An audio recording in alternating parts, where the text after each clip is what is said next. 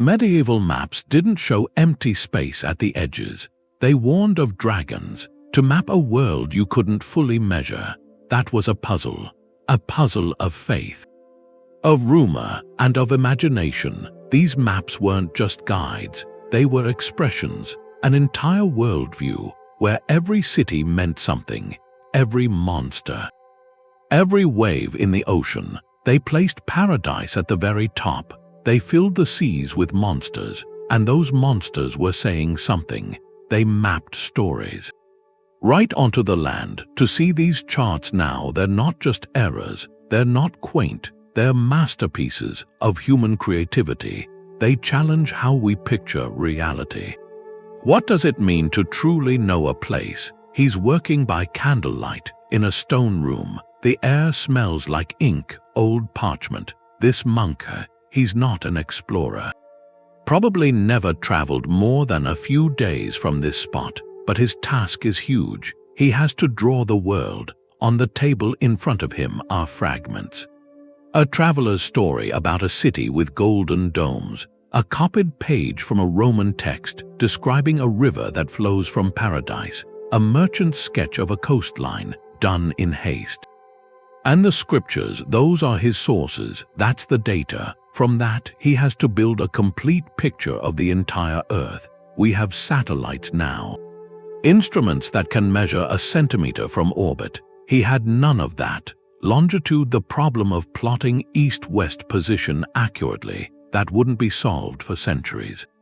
The true scale of oceans, the full shape of continents, all of it was mystery. So what do you do when you're commanded to map a world you can't measure? That was the cartographer's impossible dilemma. Historians like Evelyn Edson point out that this lack of data forced a shift in purpose. A map couldn't be a literal guide for navigation, not like today. Instead, it became something else, a diagram of everything known, a visual encyclopedia. It blended the geographical with the historical, the mythical with the theological. The monk at his desk wasn't just plotting cities. He was placing events from the Bible onto the landscape, marking locations of strange races described by classical authors. The empty spaces, the vast areas labeled terra incognita, those weren't left blank. They were an artistic and intellectual problem. A blank space was an admission of ignorance, and the medieval mind sought to explain, to complete the picture. So they filled those voids with what they believed must be there, based on the best scholarship they had. That often meant relying on authorities like the ancient geographer Ptolemy, even if his works were incomplete or misunderstood by later copyists. The psychological weight of the unknown was immense. Imagine knowing that beyond the nearest hills, beyond the familiar sea lanes, there lay realms of pure speculation. Were they populated by giants? Was the earth flat or a sphere like some ancients suggested? The scant data that did filter in came from the edges of the known world. Pilgrims returning from Jerusalem brought stories. Silk Road merchants whispered of distant kingdoms. Each account was a precious, if unreliable, piece of the puzzle. The mapmaker had to weigh a fantastical traveler's story against the solemn authority of a 1,000-year-old text. Often, the text won. The result was a map that was less a snapshot of the earth and more a portrait of the medieval mind itself. Its priorities are clear. Jerusalem sits at the center. Paradise is placed at the top in the east. The continents are arranged in a T shape within a circle, the T and O map. That form was about symbolic order, not geographic accuracy. Think of your phone's navigation map. It's a functional tool for getting you from point A to point B efficiently. Now look at something like the great Hereford Mappaemundi. It's not designed to help you travel. It's designed to help you understand. It shows you where Noah's Ark came to rest. It shows the mythical lands of the antipodes. It's a canvas of human knowledge, however imperfect. In a way, we still do this. When we try to visualize complex systems we can't fully see, like the internet or the human brain, we create maps. Diagrams, models, they're not perfectly accurate. They're representations that help us grasp the whole. The medieval mapmaker was doing the same thing, but with the entire planet. His dilemma bred creativity. Faced with an unmeasurable earth, he didn't surrender. He built a world from wisdom, story, and sacred geometry. And it's in that geometry where you find the true structure of their cosmic vision. That circle on the parchment, it was a boundary. It separated what could be known from what couldn't be known. And inside that circle, the mapmakers laid down a kind of divine geometry. They oriented the whole world toward the east, not north. Up was east. The top of the map pointed to the rising sun. It pointed toward the Garden of Eden. Toward the dawn of salvation. That was their first principle, sacred orientation. A medieval cathedral was built with its altar facing east, and the map was drawn with paradise at its head.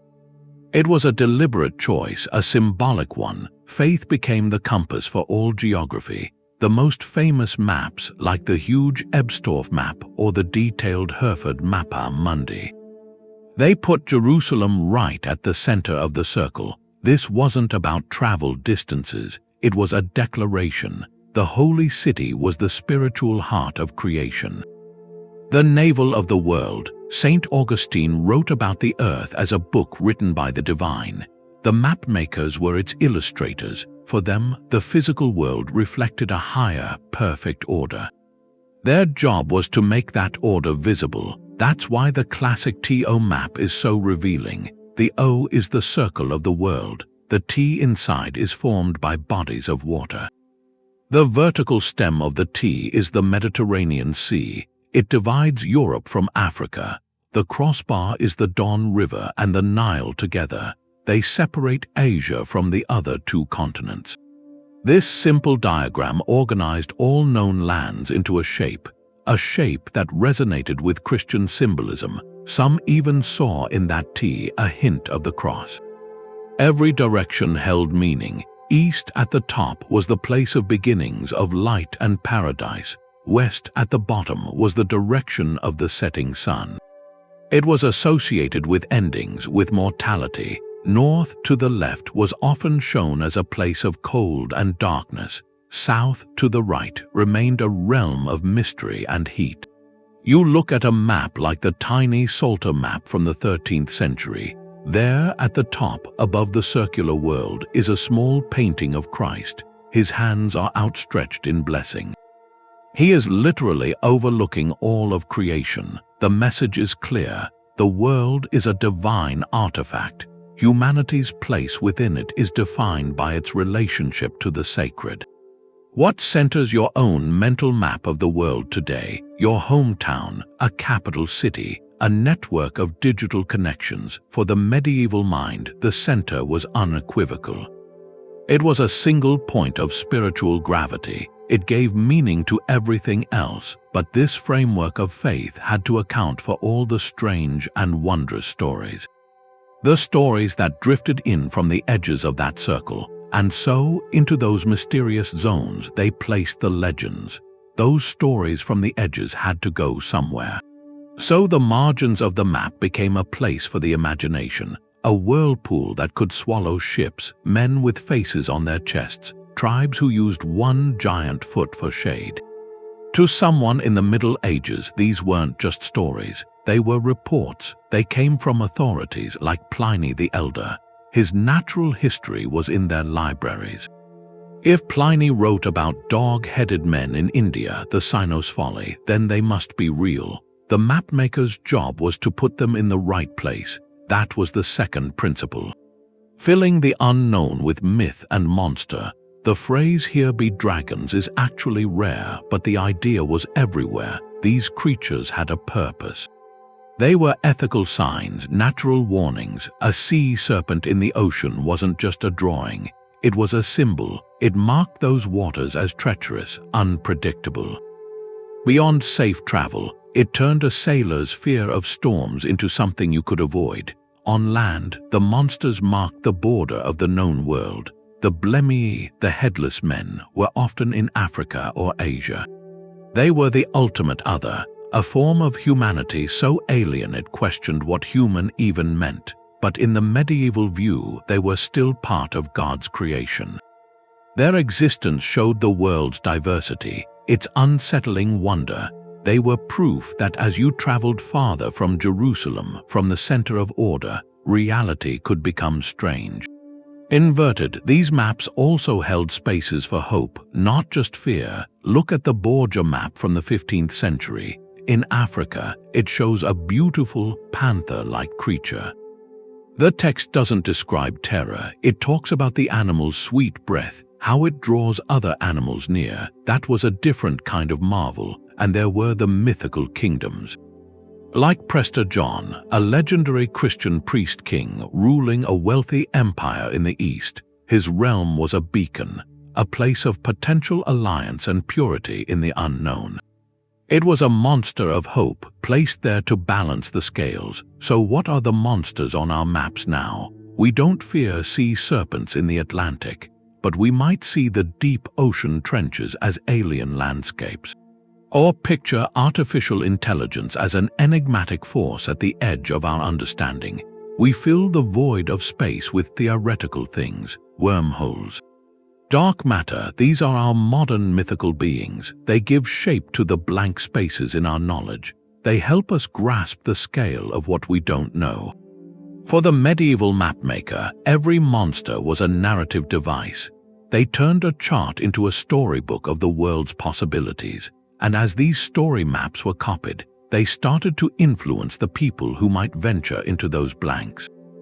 They set expectations, fueled expeditions. They began to shape the course of real discovery. The line between the monster on the parchment and the reality over the horizon was about to be tested. The teacher is standing in front of this huge map on the wall. The Hereford Mundi. He's not planning a trip, he's telling a story. His finger moves across it. From the Garden of Eden at the very top, down through the lands from the Bible, past Babylon, all the way to the islands at the bottom, the map is a story. The medium is space, every city, every strange creature in the margins, every river. It's all a paragraph. This is narrative cartography. Time becomes geography. The past is a place, you can point to it. Writers like Gervase of Tilbury did this. They describe a real region and mix in legends from that spot. The mapmakers did the same. They wove 3 layers of time onto one surface. Biblical history was the base. Adam and Eve, the Exodus, Jerusalem at the crucifixion, then classical history. The adventures, Alexander the Great reaching the edge of the world, that showed human limits, and then contemporary events, the Mongol horsemen appearing in the 13th century. A recent shock noted on maps as a new power in the East. All these events existed at once, in this spatial frame. Take a path on that map from the center out. Start at Jerusalem, the teacher says that's the central moment. Move west across the Mediterranean. There's Rome, the seat of the church, site of martyrdoms. Sail further to the edge of the circle, the British Isles, but the story continues even there. The map might show St. Patrick's Purgatory, a legendary door to the afterlife. Or St. Brendan's Voyage, the Irish monk who sailed the Atlantic for a promised land. Every stop is a lesson. A pilgrimage site teaches devotion. A martyrdom site teaches sacrifice. A mythical journey teaches the rewards of faith. How do we tell stories with maps now? An animated infographic tracking an idea. An interactive map following refugees.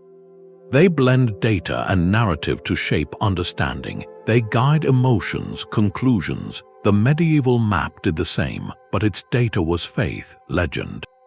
Ancient authority, its goal was to moralize, to show a viewer their place in a cosmic story, from creation to apocalypse, all on one sheet of vellum. To make it readable, they developed a visual language. A tiny walled city with towers meant a significant place. A sketch of an ark on a mountain meant redemption. A crowned figure was a king. This system of symbols was a code. To read the map's deepest lessons, you had to know how to crack it. That symbolic language on the map was a code. To crack it, you needed a key, so a walled city with 3 towers that wasn't just a settlement. It meant a place of major political power. A drawing of a bishop's hat marked an important religious seat. A certain kind of tree might point to a region known for a specific, valuable timber. That was the third principle, encoding knowledge with a symbolic visual language. Before standardized labels, before legend boxes, this system let a mapmaker compress a whole library of information onto one crowded parchment. It was a cartographic lexicon, a shared vocabulary of images. An educated viewer across Europe would understand it, and art historians point out how these symbols became surprisingly standard. From scriptoriums in England to workshops in Italy, a set of common visual cues emerged. A cluster of buildings, often with walls and a central church, meant a city. A single ship in a bay marked a significant port. Zigzag lines were mountain ranges, wavy blue bands were rivers. These weren't attempts at realistic landscape painting. They were functional icons. Their job was to communicate category and status at a glance. The symbols fell into clear groups. Architectural symbols were the most direct. A simple church meant a religious site. A more elaborate cathedral, maybe with a spire, showed greater ecclesiastical importance. A castle or fortress spoke of military strength, of noble authority. Then natural symbols were more schematic. Mountains were often drawn as little green humps or jagged brown peaks. Forests were clusters of tiny trees. They gave texture to the land. They suggested the terrain a traveler might face. And then there were the anthropological symbols, depictions of people or their activities. A king seated on a throne marked a royal capital. Figures mining or farming hinted at a region's wealth. The most intriguing are the depictions of different ethnic groups, often shown in the margins wearing distinct dress or engaged in specific trades. They weren't ethnographically accurate by modern standards, but they served as quick visual notes about the world's diversity. Size and color added critical layers of meaning. The most important places were drawn larger. Rome or Paris might dominate a region, not because they were physically bigger, but because their political and cultural weight demanded that prominence.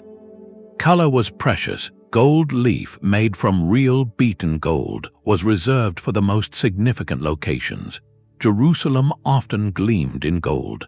On the Catalan Atlas from the late 14th century, trade centers along the Silk Road shimmer with this precious material, visually shouting their economic importance. On that same map, you find small, careful illustrations of camels. They aren't just decorative, they are symbols. They silently label the overland caravan routes.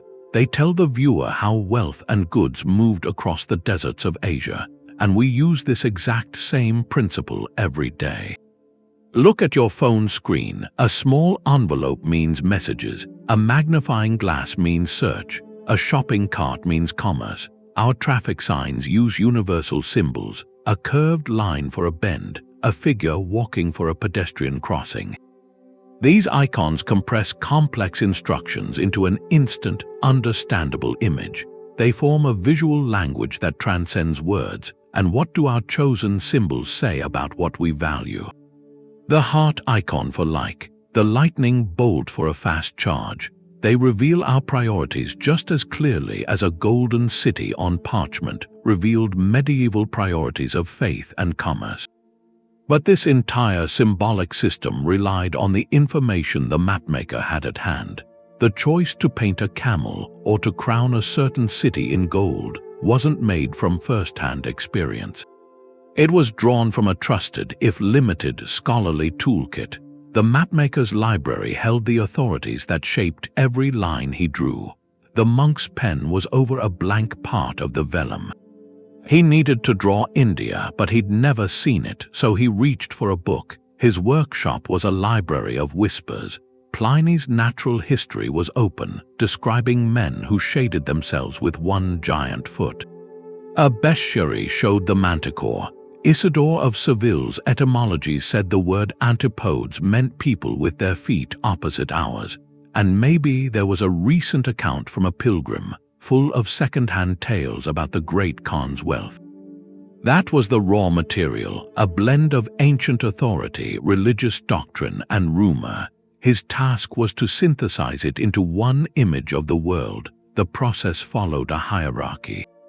At the top was divine authority. The Bible and the Church Fathers set the non-negotiable framework. Jerusalem was the center. Paradise was in the east. New information had to fit that sacred geometry. Next came the classical authorities. After Ptolemy's geography was rediscovered in the 15th century, his system of coordinates offered a scientific method, a mathematical order.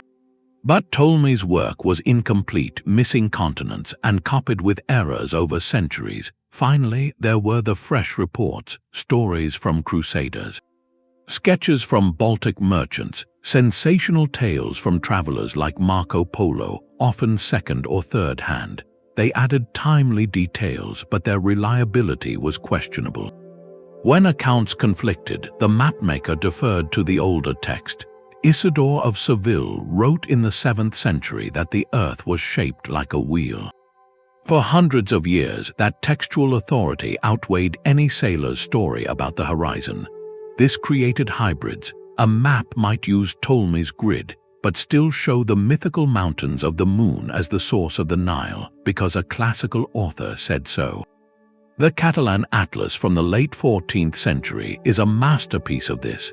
It uses precise Portolan coastlines for Europe, Ptolemaic layouts for Asia, and fills the Sahara with a figure of Mansa Musa based on trade reports of his wealth. Translation and copying added distortion. As Greek and Arabic texts became Latin, mistakes crept in. A scribe might misread camel as monster. A place name could be copied until it was unrecognizable. These errors embedded in the record, repeated on map after map. Arab cartographers, whose science was more advanced, influenced Europe through Sicily and Spain. Their maps, with more accurate depictions of Africa and the Indian Ocean, slowly corrected some misconceptions, but added new layers to reconcile. The Travels of Sir John Mandeville is a telling example. This 14th century book was a wild compilation of pilgrimage details, plagiarized texts, and fantasy. It described lands of giant ants that mined gold and valleys of precious stones guarded by dragons. Historians believe Mandeville never existed, that the book was fiction. Yet it was copied and read as truth for centuries. Its descriptions directly influenced how mapmakers illustrated the Far East, blending a few real details with pure imagination. It was a bestseller. Its authority, because it was in a book, was immense. So we have to ask, what are the authorities in our own libraries today? When we form a mental map of a distant conflict or a pandemic, what sources do we consult? The quick headline, the deep analysis, the viral post from a bystander.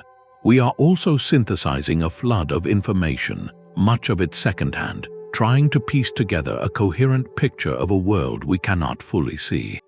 We have our own hierarchies of trust, our own modern Mandevilles whose compelling stories can shape perception more than dry data.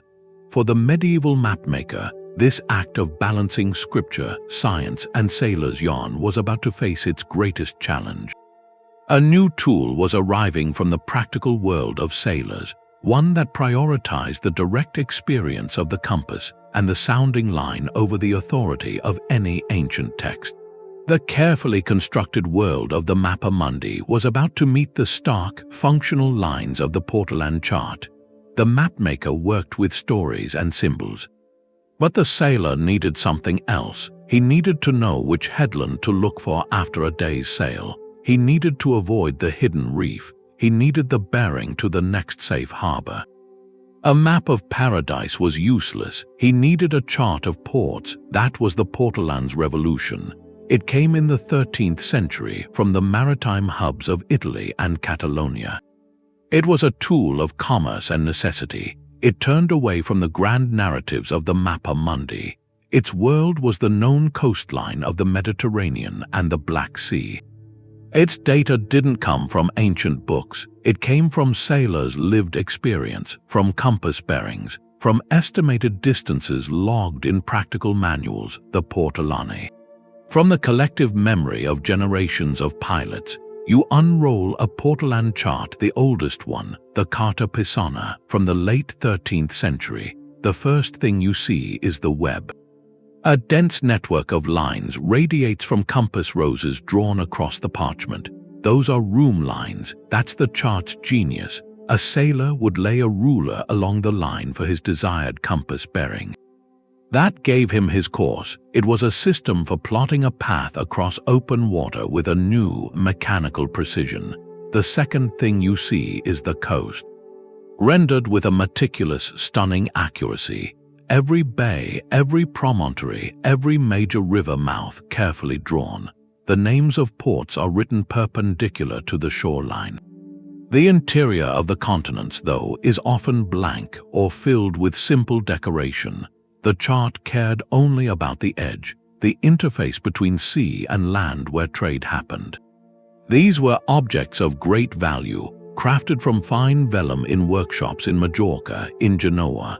They were commercial assets. Possessing an accurate chart gave a merchant family, a city-state, a critical advantage. They were updated constantly as new information came in.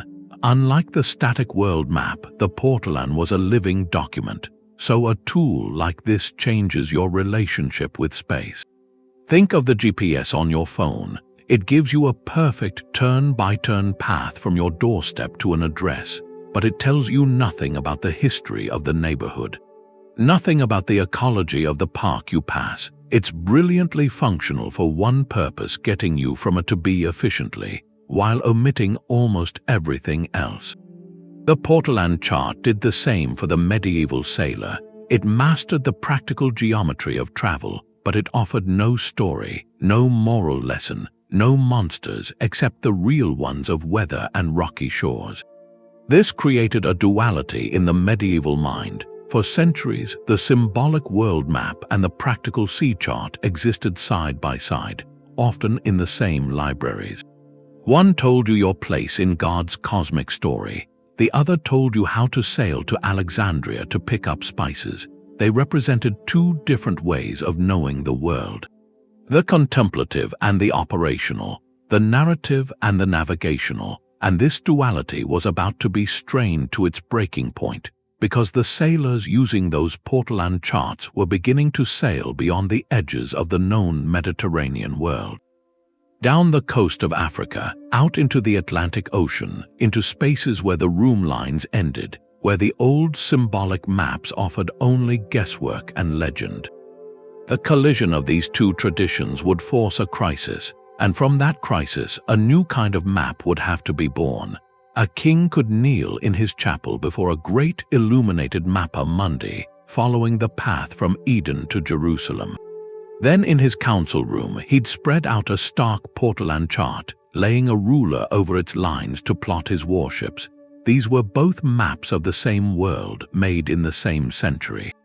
They weren't one replacing the other, a mistake corrected. They were parallel. Each served a different human need, the world seen through two lenses. One lens tried to grasp the world's ultimate meaning, its place in a divine story. That was the symbolic map, the mappaemundi. The other lens aimed to operate in the world, to move across it for trade or war. That was the practical Portolan, two separate ways of knowing. The first asked, "Why are we here?" The second asked, "How do we get there?" For most people, their picture of the world came from the symbolic maps. The ones copied into Bibles, painted on church walls. They were teaching tools, moral guides. You weren't learning geography for a trip. You were learning your place in a cosmic story.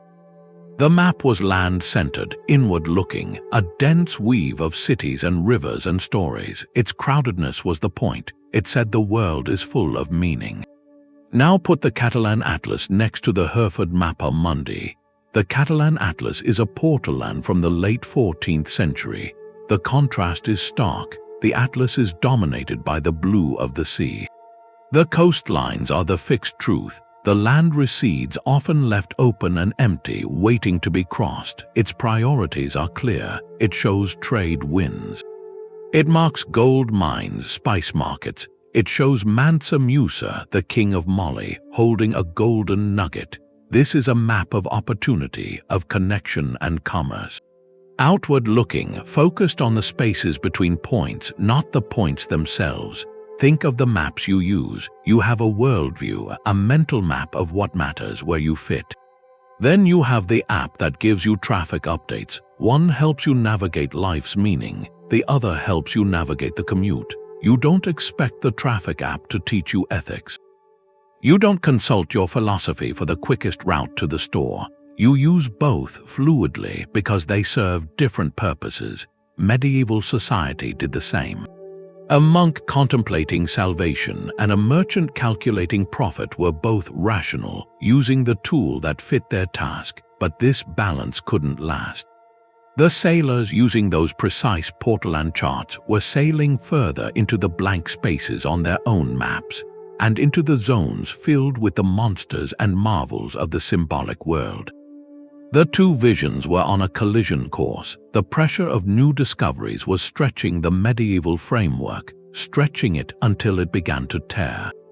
A ship comes back to Lisbon. Its captain's log describes coastlines that shouldn't exist. The world had just gotten bigger, and the mapmakers in their studies had a problem. Every new account, Marco Polo, Portuguese ships going farther down Africa, brought back details that didn't fit. On the TO map, there was no space for a sea route around a continent that went south for months. The Bible didn't mention the organized kingdoms of the Great Khan. The framework was starting to crack. Writers at the time were openly skeptical. One called reports of the Khan's palace fantasies from a man who loved to tell marvels. This wasn't just doubt, it was cognitive dissonance. The new facts clashed with a centuries-old, faith-based view of creation. To believe the traveler meant questioning the texts that had guided everything. How do you redraw paradise when a sailor describes a southern star the church fathers never wrote about? The mapmakers' responses were hesitant, compromises. Some just added the new lands to the edges of their old designs, like adding a room without changing the house. The Catalan Atlas does that with parts of Asia, keeping the medieval layout but working in traveler details.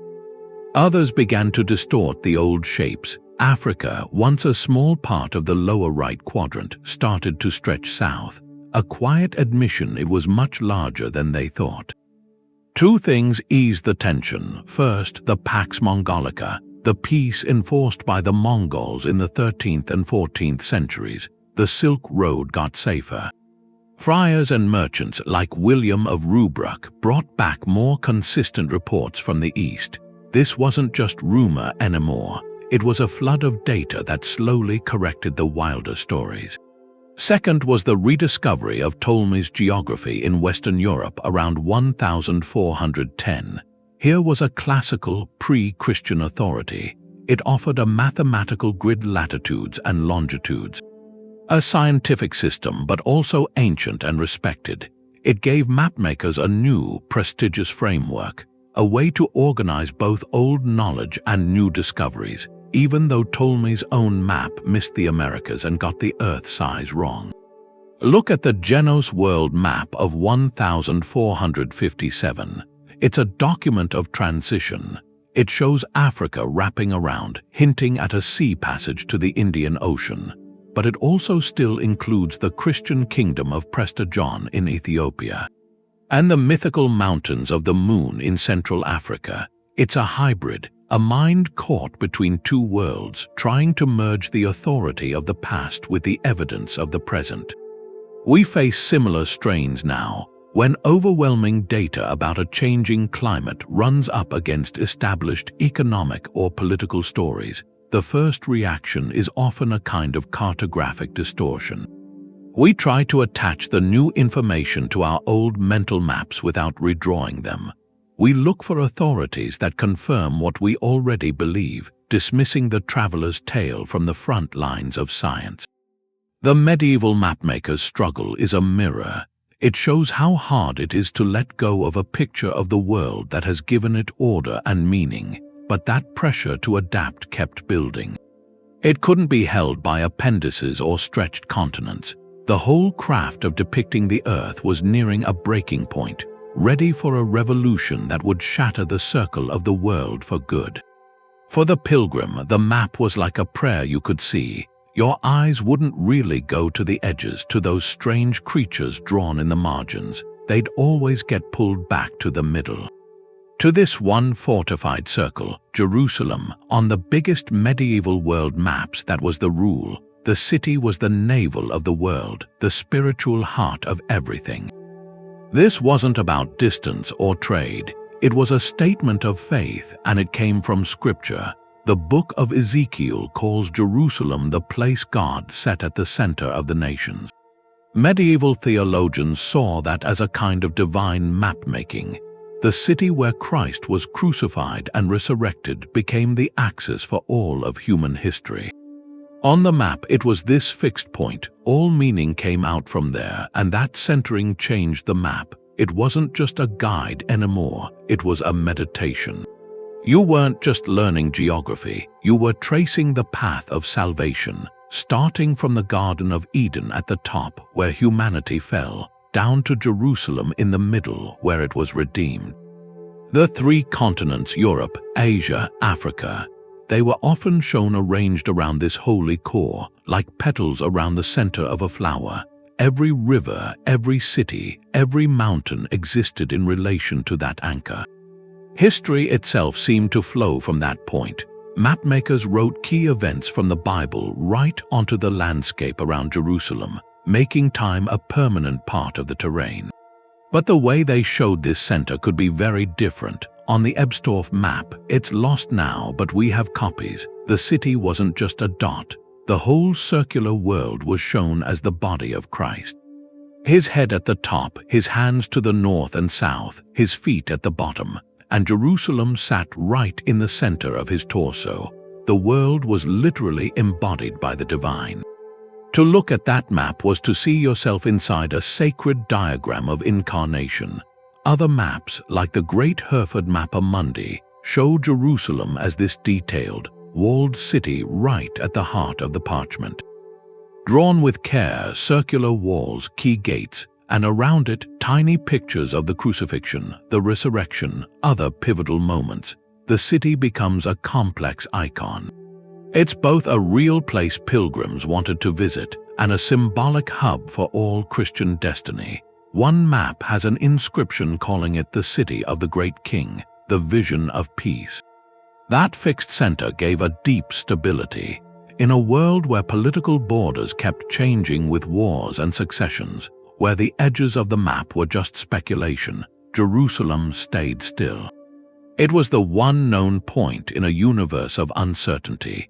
It told you that no matter how chaotic or strange the world seemed, it had a spiritual order, a purpose, a heart, and you wonder what holds that kind of central, symbolic power now. We might talk about financial capitals, digital networks, but no single place has that universal, spiritual gravity for everyone. Our centers are multiple now, and they are often contested.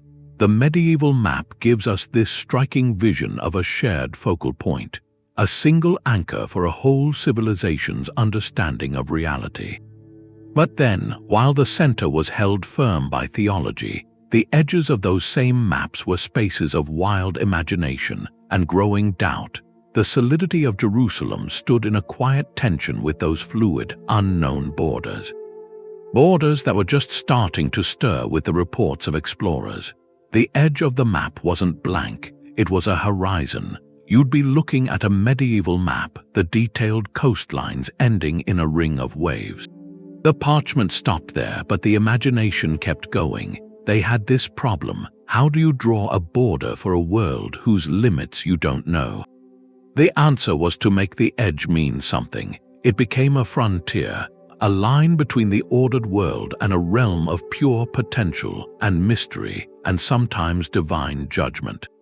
Most world maps were drawn inside a perfect circle. That circle was a symbol. It stood for the cosmos, for divine wholeness. The known lands floated inside it, in this ocean that was thought to encircle everything. Sailing to that edge meant approaching the limit of creation itself. You'd see labels, terra incognita, mare tenebrosum, the shadowy sea, and you'd see drawings in the margins. Sea serpents, fantastical fish, the heads of wind gods, these gave a form to the chaos outside human order. There's a map from the 15th century, the Borgia map. Its border isn't just decoration. It's an elaborate frame with the 12 zodiac signs, figures for the planets. Geography blends with astronomy and theology. The map shows where places are, but it also suggests when cosmic forces might be at work. It puts the Earth inside a larger celestial machine. The edge becomes a statement about how everything is connected. This raised questions. Was there land beyond the ocean? Classical writers had speculated about the antipodes, lands where people lived opposite to us. That idea was controversial. Some in the church thought it was absurd. They said such places couldn't be reached, that scripture never mentioned them. Others wondered, if those lands existed, were they inhabited? Were those people also descended from Adam? So the edge of the map was a space for wrestling with human kinship, with the divine plan. The fear wasn't about falling off a flat earth. Many educated people knew it was a sphere. The fear was transgressing, going into a space not meant for human passage, a realm for God's own mysteries.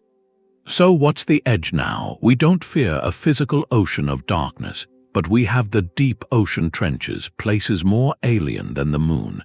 We have the event horizon of a black hole, a boundary where physics breaks down. We have the hard problem of consciousness, the frontier between brain activity and subjective experience.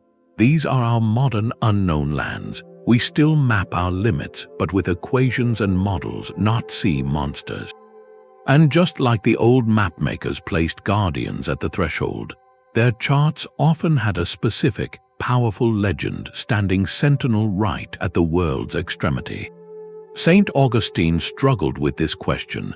Could land exist on the other side of the world, and could people live there, their feet opposite ours? The antipodes troubled him.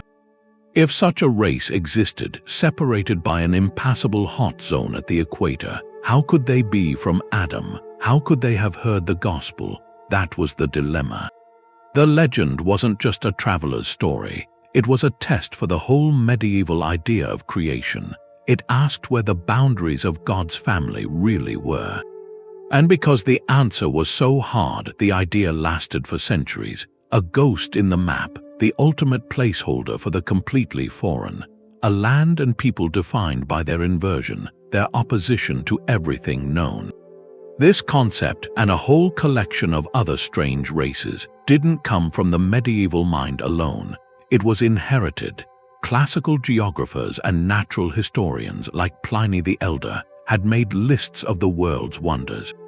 They described bizarre tribes at the edges of the known world.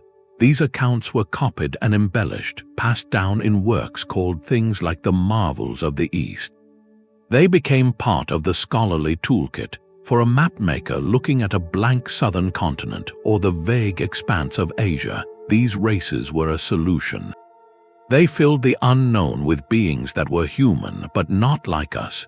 They tested the limits of what humanity could be. Take the Cyapods, described as having one giant foot. They were said to lie on their backs, using that foot as a parasol for shade. On a map, they weren't just a monster, they were a symbol of adaptation. A nature so different it inverted the human form for its environment. Then the Ostomi, a people with no mouths who lived on the scent of apples and flowers. They represented a purity of existence sustained by air and fragrance, removed from the need to eat, and the Blemii, the headless men with faces on their chests. They were perhaps the most potent symbol, a being whose intellect resided not in a lofty head but in the core of the body. They physically embodied a different order. On maps like the Ebstorf map, these figures are placed in Asia or Africa. They aren't drawn as threats necessarily, but as facts of creation. their presence served two purposes. For some, they were moral warnings, examples of what lay beyond the civilized Christian world. For others, they were evidence of the breathtaking diversity of God's work. They showed the world was stranger and more challenging than any simple diagram could contain. We might ask, what are our modern monstrous races? Not literal creatures, but the concepts we use to alienate, to categorize the utterly foreign. The dehumanizing labels from conflicts, the stereotypes that turn complex cultures into simple, fearsome caricatures. These are our psychological cyanopods and blemiae. They let us populate the unknown territories of other societies with beings easier to dismiss than to understand. They are placeholders for our own lack of knowledge. Yet, even as they charted these strange borders of humanity, medieval thinkers were attempting something more audacious. They weren't just trying to map space. They were trying to map time itself, to make the flow of history visible on the same parchment as the rivers and mountains. The pen didn't just trace coastlines. It was charting destiny. If you looked at a medieval world map, you were seeing a timeline laid out across the land, a sacred itinerary, from the beginning of everything to its promised end. These were chronocartographic tools. They made time a place you could point to. The Garden of Eden, often drawn at the very top in the east, that wasn't just a location. It was the Alpha, the moment of creation and the fall.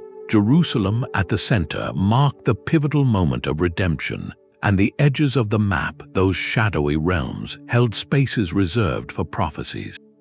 For what was to come, this was eschatology given form. The map visualized the entire divine plan. It embedded the future into the geography of the present.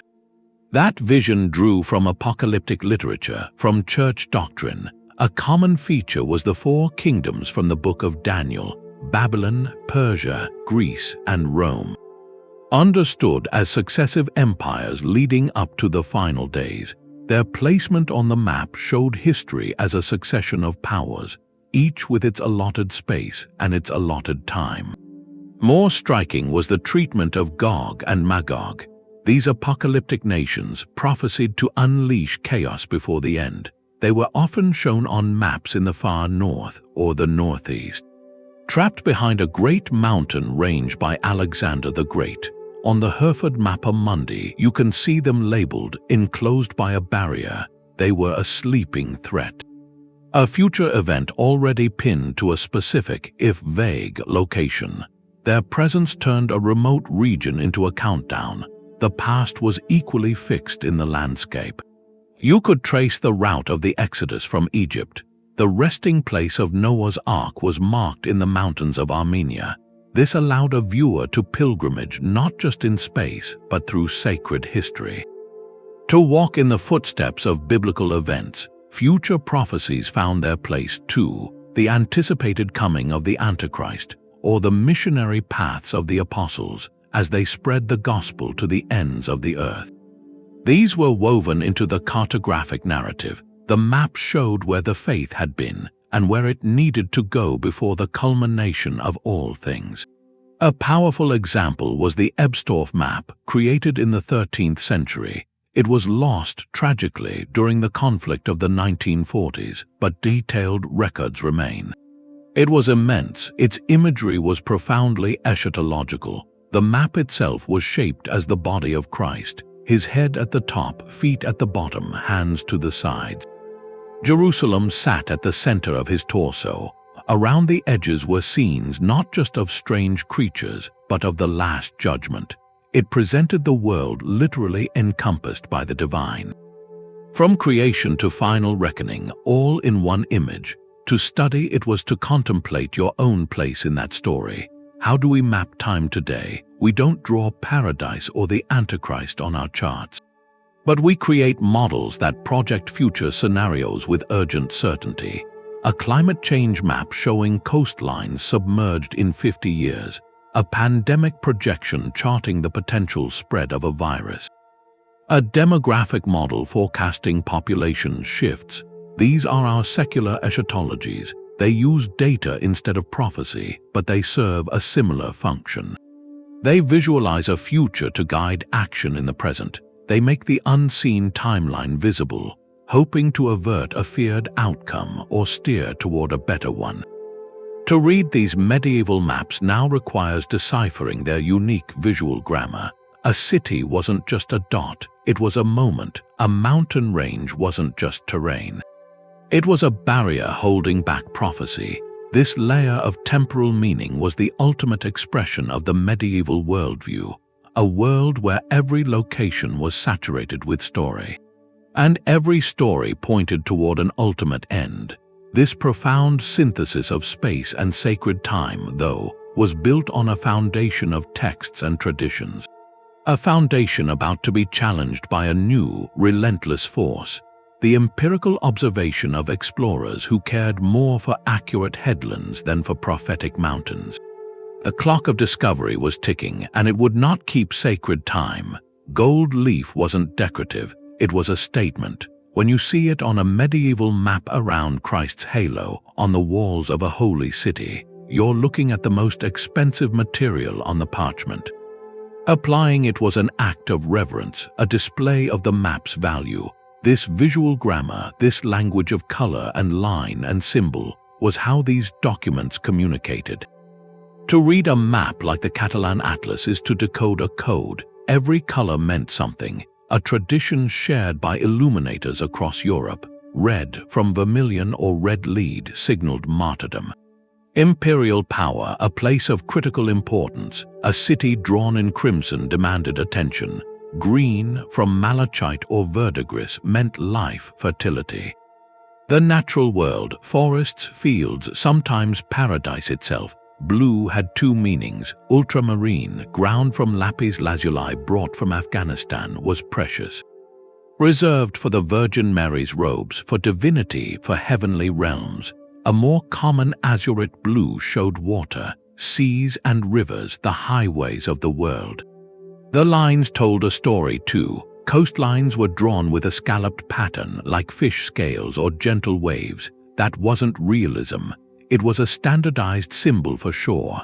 Mountain ranges were clusters of small, rounded humps. Colored green or brown like molehills, they weren't topographic features, they were ideograms. They meant rough terrain here. Rivers were wide, graceful blue bands. Sometimes with tributaries branching off like veins. The text was integrated. Legends weren't in boxes off to the side. They were woven into the landscape. A city's name written perpendicular to its walls. A description of a people curving around the figure that represented them. The map became a unified image. Word and picture inseparable. The materials revealed status. That ultramarine blue was more expensive than gold. Its presence meant a wealthy patron. A sacred subject. Other pigments came from the earth. Ochres for yellow and brown, charcoal for black. Each color was mixed with egg yolk or gum arabic to make paint. Applied with brushes so fine a single hair might do the most delicate work. Look closely at the Catalan Atlas. In the Silk Road section, a caravan of camels. They aren't painted with mundane browns, they're detailed. The city of Samarkand might have a golden dome. The Caspian Sea is a deep, rich blue. The ruler of Mali, Mansa Musa, sits holding a golden orb. These colors aren't arbitrary. The gold speaks of his legendary wealth. The rich blues and reds of his robe denote his high status. The map uses this visual language to report facts. Economic facts, political facts, as clearly as any written ledger. What's the visual grammar of your world? The app icons on your phone. A specific shade of blue used by a social media giant meant to convey trust. Connection, a red notification bubble signals urgency. A shopping cart icon is universally understood. We navigate a world of silent symbols every day. A code we learned without realizing it. This precise, symbolic language had a very practical application. It was essential for making maps for a specific kind of journey. A perilous kind. The path to salvation was a real road. You could walk it. For thousands of people in the Middle Ages, the most important trip they'd ever take was a pilgrimage. And for that trip, they needed a particular kind of map, not a grand map of the world, but a guide for the soul's footsteps. These were practical things. Often just simple strip maps drawn in the margins of prayer books or travel journals. They charted a sacred geography. They turned the landscape between a pilgrim's home and a distant shrine into a spiritual itinerary. Every town, every river crossing became a station, a point on a devotional path. You look at a map from a pilgrim's guide, it might show a line winding from London across the Channel, down through France, over the Alps, across the sea to the Holy Land. And along that line are dots. Each dot is a stopping point, a place to rest, but more than that, a place to witness, a church that holds a saint's relic. A spring where a miracle happened, a mountain pass where a martyr was said to have prayed. The Itinerarium Burdigalens from the 4th century is one of the earliest Christian pilgrimage accounts. And it's essentially this, a list of stages and sacred sites from Bordeaux to Jerusalem. It turns travel into a ritual. The map was a companion for that ritual. It didn't just show where you were going, it showed what you were meant to feel along the way, what you were meant to remember. These guides came in different forms. The simplest were schematic route maps, almost like flowcharts for the spirit. They prioritized sequence over accurate shape. First you reach this city, then you cross that river, then you arrive at the shrine. More elaborate versions, like the ones guiding pilgrims to Rome or Santiago de Compostela, included small illustrations, a tiny drawing of St. Peter's Basilica, the Cathedral of Santiago, the walls of Constantinople. These images were goals, visual promises that fueled a weary traveler's resolve. The information was intensely practical, but always framed by faith. Distances weren't in miles, but in days of travel, a human measure. Notes might say where to find an honest innkeeper or which monasteries offered shelter. Warnings highlighted difficult terrain or regions of political unrest, but woven through all that were spiritual notes. This valley is where a hermit lived. This town has a fragment of the true cross. Drink from this well, its waters are blessed. The hardship of the journey was part of its merit, and the map helped navigate both the physical trials and the opportunities for grace. There's a beautiful example from the 13th century monk Matthew Paris. In his great chronicle, the Chronica Majora, he included strip maps showing the route from England to Apulia in Italy. They're marvels of condensed information, little drawings of cities connected by a single, unwavering line. The Alps are shown as a formidable castle gate, a barrier to be passed. It's a map of effort and intention, compressing a months-long journey into a visual plan. Think about the tools we use for a big trip today. A travel app plots our course, recommends hotels, flags traffic. It optimizes for efficiency and comfort, but does it tell us where to pause for reflection? Does it point out the tree where a historic speech was given, or the cafe that was a gathering place for artists? Our modern guides often strip the journey of context. They leave only the logistics. The pilgrimage map did the opposite. It saturated every mile with meaning. The destination was the goal, but the path itself was the transformative experience. This need to guide pilgrims changed how space was represented. It demanded a shift from symbolic circles to linear progress. It required estimating distances not as abstract ideas, but as tangible durations of human endurance. How many days would a healthy person walk? How did a mountain pass change that calculation? Solving this practical puzzle of measurement pushed cartography toward a new kind of precision, one rooted in the rhythm of the human body and the turning of the wheel. The distance from Paris to Jerusalem, it wasn't measured in miles, it was counted in days. A day's journey, how far someone could walk or ride in a single day. That was the basic unit, but then, whose day? A merchant with a cart, a pilgrim walking. A royal messenger on a horse. That variation was the real problem. To map a world you couldn't measure, you had to decide what measurement even was. Medieval scholars working after the ancients faced this. They used geometry, astronomy, logic. It was a science of estimation. Their tools were the human stride, the sun's arc, travelers' stories which weren't always reliable. From that fragile data, they built frameworks, and those frameworks shaped exploration for centuries. Take the Earth's size. A few scholars knew about Eratosthenes. 3rd century before the Common Era, he used the sun's shadow in 2 Egyptian cities to estimate the circumference. The method was brilliant, but his result, about 250,000 stadia. That number floated through history. Copied, often misunderstood. A stadium was a Greek unit, roughly a sports track length, but it varied. Translating that into something a medieval mapmaker could use was nearly impossible. But the attempt shows the mindset. They believed the world was a knowable geometric shape, a sphere. Its dimensions could be reasoned out. For more practical distances, they used reported travel times. A merchant says it takes 40 days to cross a desert between oases.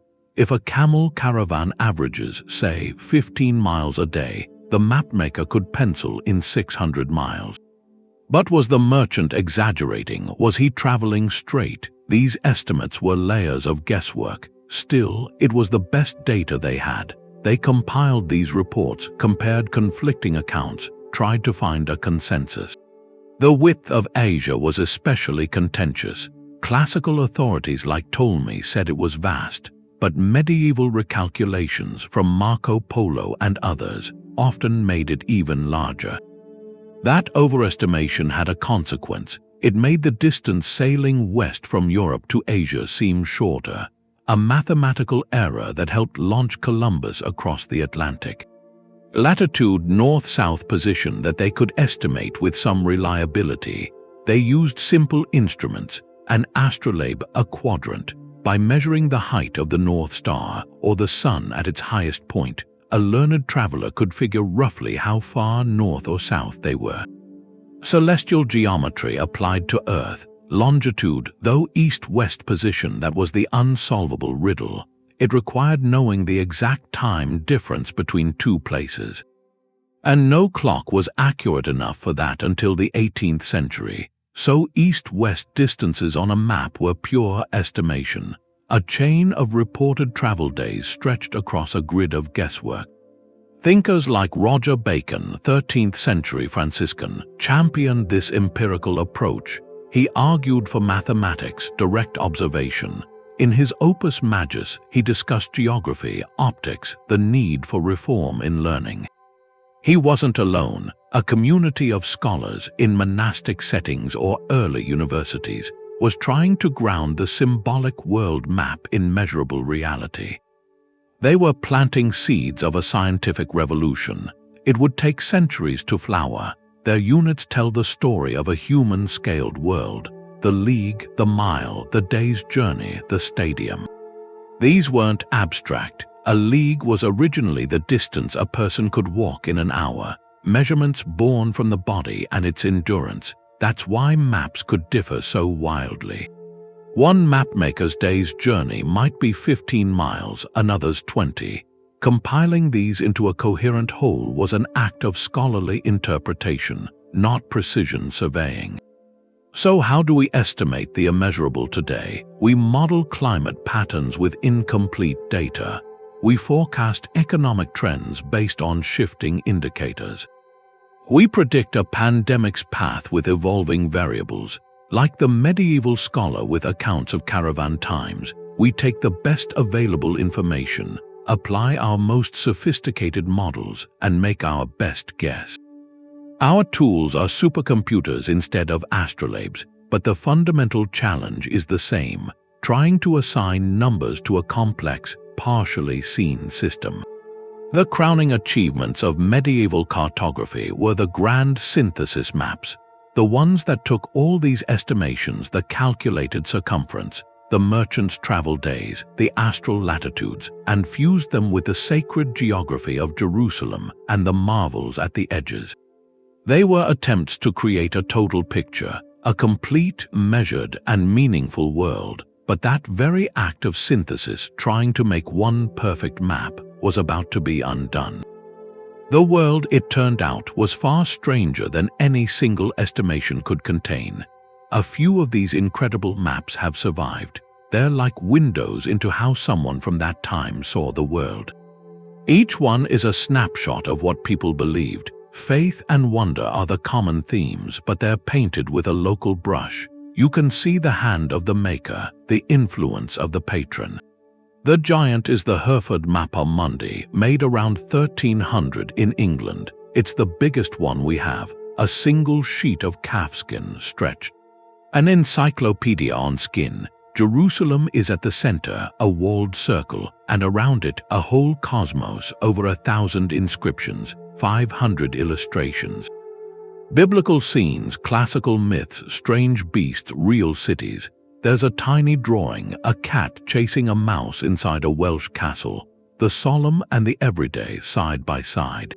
Everything given the same weight. It was probably a teaching tool for the cathedral, meant to inspire awe and to instruct. From Germany, about a century earlier, there was the Ebstorf map. It was lost in the 1940s, but we have records. It was monumental, made in 3 sections. Its most profound feature was how it blended theology and geography. The whole circular world was shown as the body of Christ, his head at the top, his hands to the north and south, his feet at the bottom. Jerusalem was at the center of his torso. So to study this map wasn't just learning geography. It was contemplating the belief that the world itself was held within the divine. Every mountain, every river existed inside that sacred frame. Then there's the Psalter map, much smaller, made in England around 1265, pocket-sized, meant to fit in a prayer book. That small space forced a condensation of ideas. The map is intensely biblical. Christ looks down from the top, blessing the circular earth below.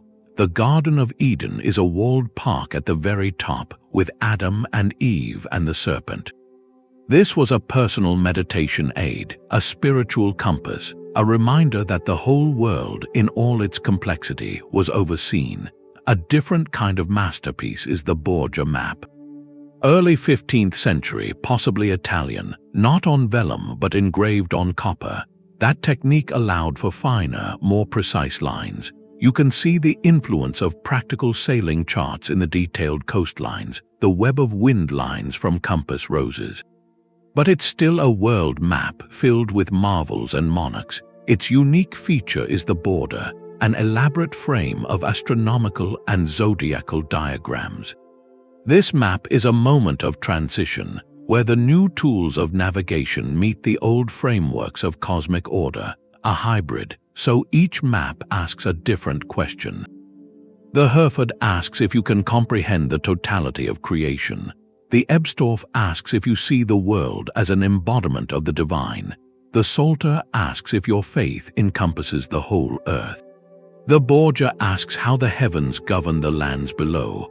Their answers are painted in pigment and gold, but to create that answer required more than scholarship. It demanded the hand of a master artist to transform the ideas into an enduring image on skin. The sound of a quill scratching was the sound of a world being made. But this wasn't one person's work. It was a whole group of people, each with a different skill, a slow process turning animal skin into a kind of universe. You'd start with the skin, a calf or a sheep. It had to be treated, soaked and scraped, stretched on a frame to dry that made vellum, a creamy sheet. That was a trade all by itself. The parchment maker, his work set the stage. A big map like the Hereford one might use the skin of a whole animal. That was the foundation. The first big cost, then the designer, usually a cleric, someone educated. He'd lay out the shape of the world. With a compass, he'd draw the great circle. A ruler for the central axis, the T inside the O. That framework was fixed. It was the skeleton. Everything else would hang on that. Next, a scribe with a goose quill and iron gall ink. He'd sketch the outlines, the coastlines with those scalloped patterns, the mountain ranges, little humps, rivers as flowing bands. That was the map's nervous system. Drawn in fine lines, then the illuminator. His colors came from small shells and pots, each one a story, yellows and browns from ochre, dug from the earth. A vibrant red from vermilion, that was expensive and toxic. The richest blue came from lapis lazuli, a gemstone ground to powder, brought all the way from Afghanistan. It cost more than gold. Green from verdigris, the green rust on copper. Each pigment was mixed with egg yolk or gum to make paint. His brushes were made from a single squirrel hair. He'd fill in the seas, the lands, the walls of cities. The climax was the gold leaf, beaten incredibly thin, laid on a sticky base of gesso, then burnished with a smooth stone or a wolf's tooth until it shone a divine light. It went on the halos of saints, the walls of Jerusalem, the crowns of kings. This wasn't just decoration. It was theology in metallic form, a statement of what mattered most. Finally, the text, a different scribe with an exquisite hand. He'd write the hundreds of labels. Names of cities curving along their walls, descriptions of peoples next to their figures, legends for biblical events. The text wove through the artwork. Inseparable from it, completing the union of word and image. Imagine commissioning this. A wealthy bishop wants a mappaemundi for his cathedral. The process could take a team the better part of a year. The cost was staggering, equivalent to a skilled laborer's wages for a decade. This wasn't a casual purchase. It was an investment in spiritual capital. A statement of power and piety. The finished map was a collaborative masterpiece. It bore the invisible fingerprints of the parchment maker, the designer, the scribe, the illuminator, the gilder. What today requires that kind of confluence of skills? Building a complex video game, maybe. Writers for the story, artists for the worlds, programmers for the code, sound engineers for the atmosphere, or producing a major film. Each one is a modern workshop, a vision built piece by experts, their individual contributions blending into one seamless experience. Our tools are digital tablets and code libraries now, not quills and pigments, but the collaborative alchemy is the same. These workshops weren't scattered randomly. They thrived in centers of learning, monastic scriptoria like at Canterbury or Rheims, or later the commercial ateliers in major trading cities like Majorca. These places became hubs. They didn't just make maps, they copied them, studied them, debated them. They were the servers of the medieval world, where geographical data was stored, processed, transmitted. In these quiet rooms with the smell of vellum and ink, the world's picture was maintained, patiently, expensively, beautifully. But a picture, no matter how glorious, is static, and the world it tried to capture was starting to move, faster than any scribe's hand could follow. The monastery workshop was quiet, focused on eternity. The royal court was alive with ambition, a theater of power, and the port city had its own sound, the urgent language of trade. These were the three engines of medieval mapmaking, each one pulling the picture of the world in a different direction. To understand the maps, you have to map the makers. You have to trace the knowledge from the cloister to the palace to the harbor. First, the monasteries, places like St. Albans in England or Reichenau in Germany. In the scriptorium, geography was a branch of theology. The monk's mission was salvation, not exploration. His sources were the old texts copied over generations and the scriptures. His output was the great symbolic mappaemundi. A map like the Hereford was born in that environment. It was an object for contemplation, meant to illustrate a divine order and human history. A monk like Matthew Paris at St. Albans, he wasn't just a chronicler, he was a cartographer. His maps went into his historical works. they served to situate events within a Christian space. The monastery was a reservoir of ancient knowledge, guarding it like a sacred trust. Its maps asked what the world meant. Then the royal courts, a king like Roger II of Sicily in the 12th century, or Alfonso X of Castile in the 13th, they saw maps differently. For a ruler, knowledge was an instrument, a tool for prestige and governance. A splendid world map displayed your learning and your claim to a place in that world. Courts had the wealth to assemble teams, scholars, Christians, Jews, Muslims, to translate texts, compile encyclopedias, create synthesis works. Alfonso X's court produced the Libro del Saber de Astronomia, the Book of Astronomical Knowledge. It included cosmography, geography. These courtly maps blended the symbolic with the newly practical. They were political statements, often lavish, gold-leafed, showing the realm at the heart of an ordered cosmos. They asked where a king's power fit in the grand scheme. Finally, the port cities, Genoa, Venice, and above all, the island of Majorca in the Mediterranean. Here, the driving force was neither salvation nor sovereignty. It was commerce. In the merchant quarters, mapmaking was a craft, a business. The clients were ship captains, merchants, bankers. They needed accuracy, not allegory. This environment gave birth to the Portolan chart. The data came from sailors' logs, from pilots' experiences, from the flow of goods and gossip. Majorca became a legendary hub for this. Its workshops were commercial enterprises, staffed by families of cartographers. They possessed a different kind of knowledge.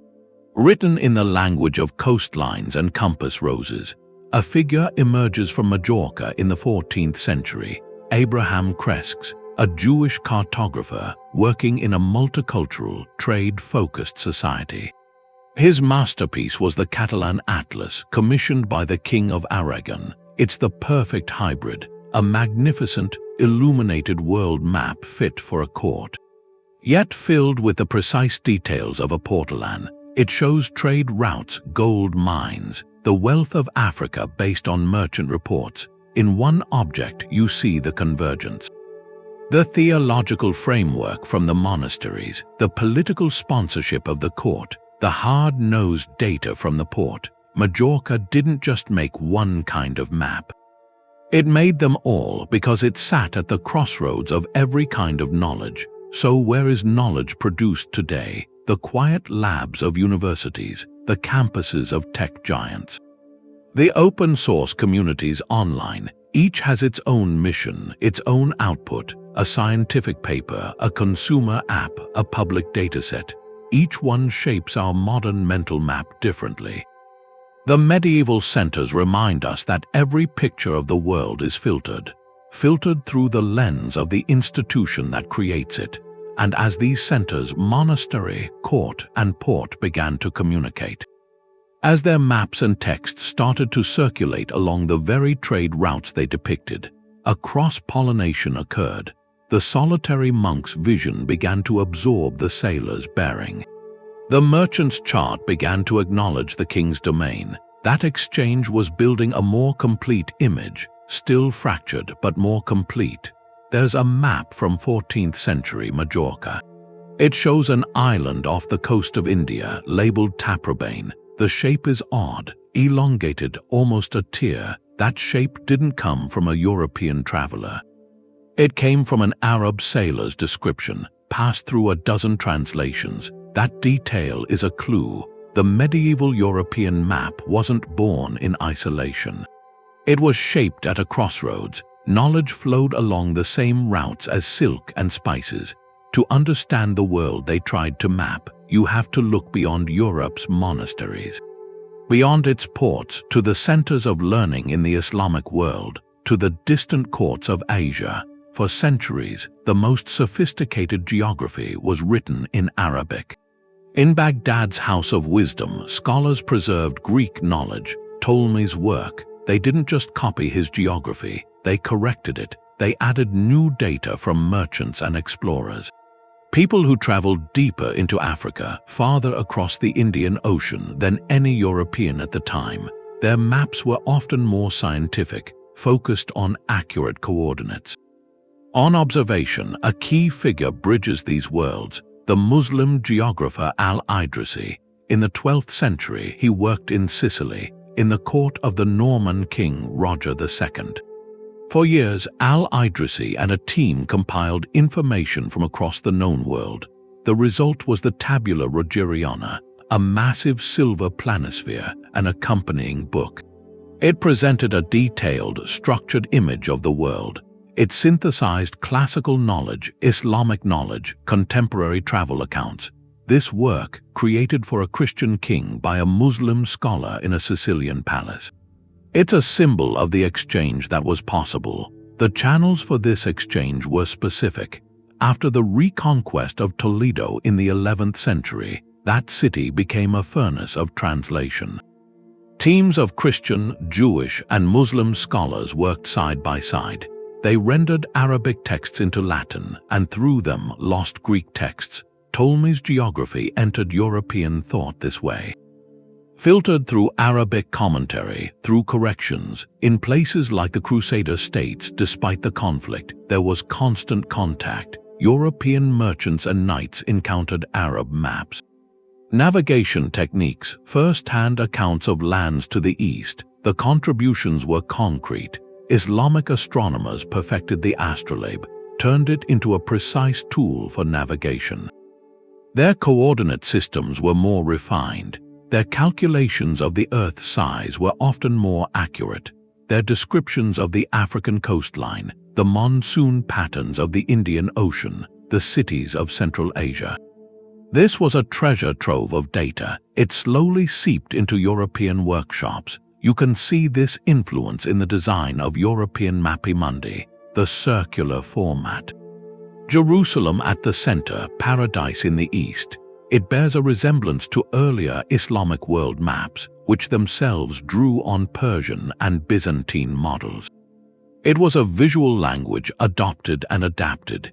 Even the names on the maps tell a story. Cathay from the Khitan people of northern China, Serendib, the Persian and Arabic name for Sri Lanka. These terms entered European vocabulary via the Silk Road, carried by Muslim traders. They're linguistic fossils of a connected world. When a European mapmaker drew the kingdom of Prester John in Ethiopia, he was often using information that had traveled through Coptic Christian networks. Through Egypt and the Levant, mediated by Arab geographers, this cross-pollination forces a reflection. No major advance happens in a vacuum. It requires the meeting of different perspectives. The translation of ideas across languages, the acceptance that valuable knowledge can come from outside your own tradition. You see this in our own time. Global collaboration on climate science, the international effort to map the human genome, open-source software shared across borders. These are modern translation movements. Building a more complete picture by weaving together many threads. For medieval cartography, this influx of knowledge was a gift and a challenge. It provided better data, more accurate instruments, grander visions, but it also complicated the older, simpler frameworks. How do you reconcile a biblical geography with a Persian Gulf described in meticulous detail by an Arab navigator? The European mapmaker's world was getting richer, more detailed, more crowded. This prepared the ground for a shift. The old symbolic circle, already strained by practical sea charts, now faced a flood of authoritative foreign data. The medieval map was becoming a palimpsest, a parchment with too many worldviews written on it. The pressure for a new kind of map, one that could hold all this new and contradictory information, was becoming unbearable. The stage was set, not for an evolution but for a revolution. The parchment world was a closed circle, but the real Earth was an open sphere. That truth was known, but in the late 15th century, it became an inescapable reality. The medieval map mindset didn't shatter, it faded, worn away by forces it couldn't contain. The first force was intellectual, a revival of classical learning. Humanism. Scholars returned to Ptolemy's geography, not as an antique but as a manual. His coordinate grid offered a mathematical skeleton, a place to hang new discoveries. Printed editions starting in the 1470s spread this model. Suddenly, mapmakers across Europe worked from the same template, a standardizing effect the old monastic workshops never had. But it wasn't a clean break. The Nuremberg Chronicle of 1493 shows this moment, a printed world history. It includes a Ptolemaic map and a traditional TO diagram. One foot in the new science, the other in the old symbolic order. The book sold widely. The public appetite for the familiar medieval view remained strong, even as its foundations were being surveyed with new tools. The second force was more dramatic: exploration. Columbus made landfall in 1492. He believed he'd reached the outer islands of Asia. His voyage was a product of the medieval map. He used Portolan charts and Marco Polo's descriptions, but his discovery was its undoing. He hadn't found the edge of Asia. He'd encountered a continent the old authorities never described. The ocean sea wasn't a narrow barrier. It was a vast highway to unknown worlds. This challenged the completeness of the mappaemundi. How could a map centered on Jerusalem account for lands and peoples absent from the Bible? From classical texts, the response was a scramble to adapt. The walled Simula map of 1507 was a landmark, the first to use the name America. It depicted the new lands as a separate continent, disconnected from Asia, a revolutionary act of naming and framing. But look closer. The map still includes a portrait of Ptolemy in one corner. Paying homage, and in the Southern Ocean you find sea monsters, drawn with a Renaissance artist's skill, but monsters nonetheless. The old and new existed in a tense coexistence. The third force was technological. The printing press. It democratized change, accelerated it. A printed map could be reproduced by the hundreds, each copy identical. Errors and myths could be fixed in a new edition, based on the latest explorer's report. The map was no longer a unique, static artifact of devotion. It became a dynamic commercial product, updated for a market eager for news of the widening world. This created a feedback loop. Accurate maps enabled more exploration. Exploration demanded ever more accurate maps. Through this, the voice of the cartographer changed. Gerardus Mercator, in the 16th century, created his famous projection to aid sailors. His world map was a masterpiece of mathematical precision, a grid for navigation. Yet, in the far north, he still drew a note about pygmies fighting cranes. He felt the need to explain. He wrote that he included these things not because he believed them, but because they were in his sources, a telling admission. The monsters were now curiosities, footnotes to a new scientific narrative, not central pillars of a cosmic story. So what paradigms shape our world today? Our mental maps of the digital realm, economic systems we assume are permanent. Like the medieval scholar who couldn't conceive of a continent outside scripture, we may be blind to realities our current models cannot contain. The shift from medieval to Renaissance cartography shows that worldviews don't change from one page to the next. They erode under the steady pressure of new tools. New journeys, new evidence. The legacy of those medieval visionaries isn't extinct. Their maps still speak to a human need, not just to navigate space, but to find meaning within it.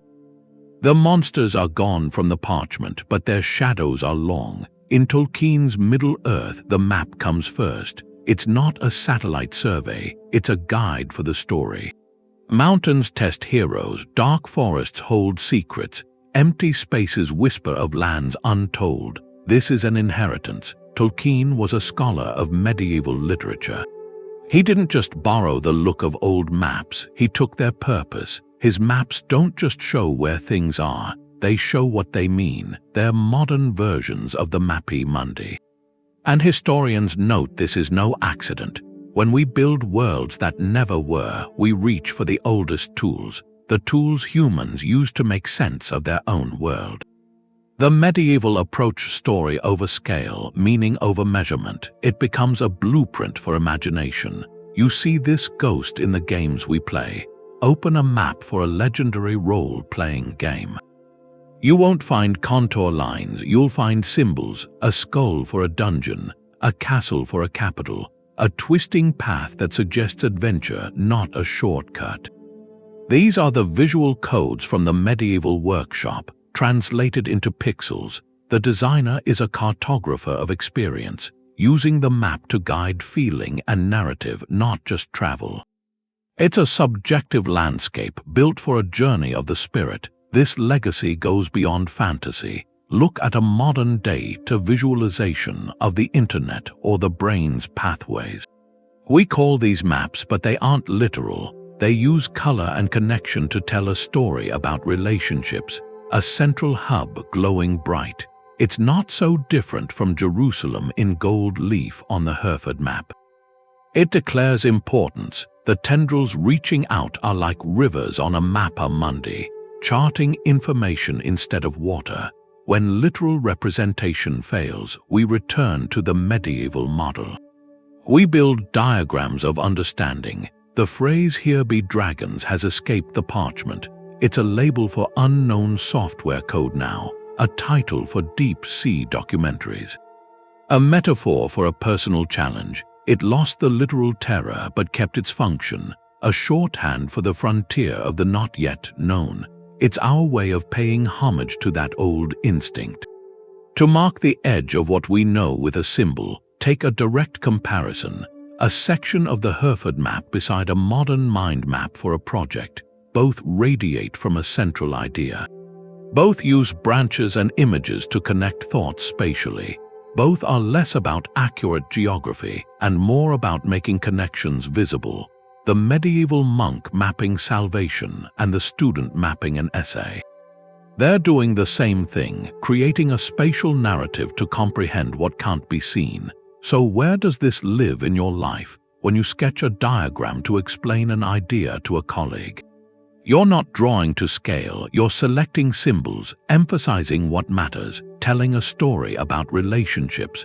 When you picture your goals or your career path or your family history, you likely see it as a kind of landscape, milestones like cities, obstacles like mountains, roads leading toward a horizon. That's the enduring power of the medieval map. It recognized that to be human is to navigate, and to navigate we first have to story. Every map we make is a human story. It asks not just where we are, but why we are here and what lies just beyond the edge. Those maps were never just geography.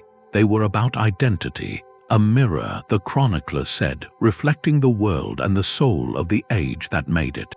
We've stood at the center of those charts, the sacred ground, and we've sailed to the edges where legend replaced measurement. What's left isn't a collection of errors. It's a testament, human creativity facing the vast unknown. Every culture in every era has its own terra incognita.